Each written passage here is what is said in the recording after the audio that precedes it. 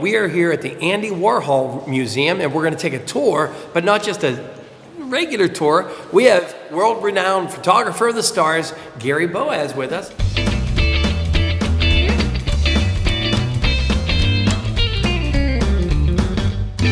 So Gary, welcome to Pittsburgh. Your first time in Pittsburgh? Yep. Yeah, and tell me, you're here for a special show this Friday night. Tell me a little bit about that and what you're doing at the show. You know, it's a premiere of a movie they found called Surf, so they're going to show the movie Surf. And because I was back in the day with Warhol, because I worked at Studio 54, I got to hang out with him a lot and go to the factory, and I guess my presence here has to do with that. You know, Tell me about, growing up and how you got into photography. We started a little earlier here, and it was amazing how you got your start. Well, I can make it real quick. Really don't know anything about a camera even to this day.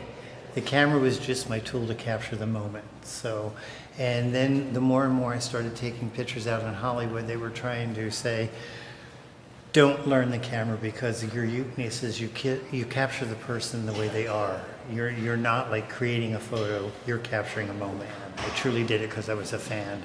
The monetary part of it was, I wasn't even thinking like that, And they lived in New York, and I lived in New York also, but I was a dancer on Broadway, so that's what I did.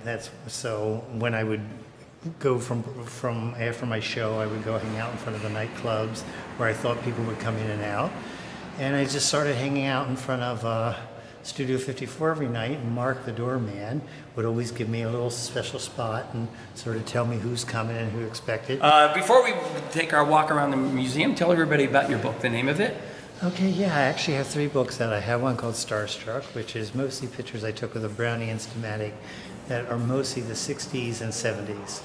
And it was all like at talk shows in New York, like Dick Cavett, Merv Griffin, Mike Douglas in Philadelphia. And then a lot of the stars would come and do theater, and then I would stand at stage doors and get them coming out and going in. And back then there wasn't a tabloid mentality so much.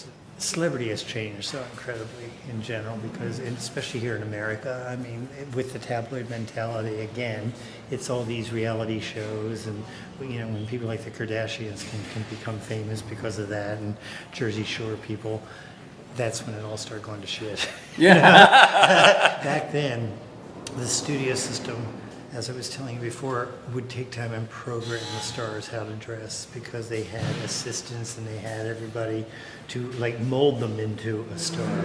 Plus, usually they didn't have their real name. They were using another name. So every day they got up, they were acting the minute they put their feet on the floor because Betty Davis's name wasn't Betty Davis, So she was already going into a role. She was playing Betty Davis. Start with Barbara Stanwyck. I met her when she got the Charlie Chaplin Award in New York. Always very pleasant, always very dressed to the nines.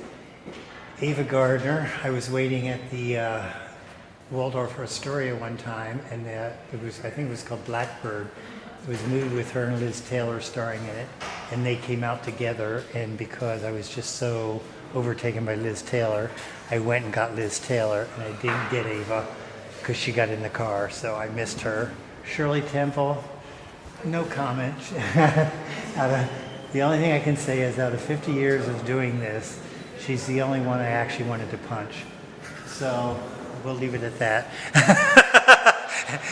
What I was worried about is if I did, they would be all over the tabloids.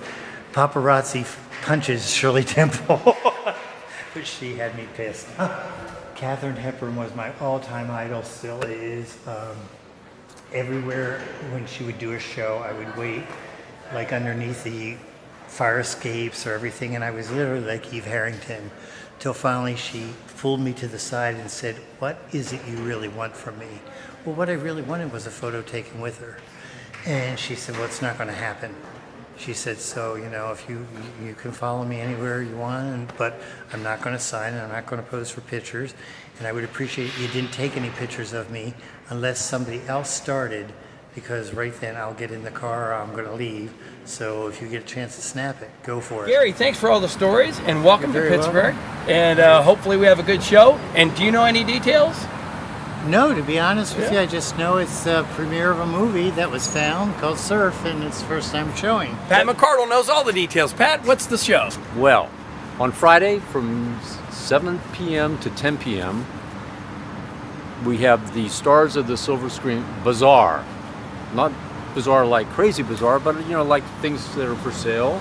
And so what we have is people are coming and bringing memorabilia, and like Get Hip Records will be here with Celebrity Records, and Jerry's Records will be here. So remember, Friday night, it's free, Warhol Museum, you can't miss it. Anything else, Pat? Yeah, you better come out, all you Jagoffs, because if you don't come out for this, you will be sad forever.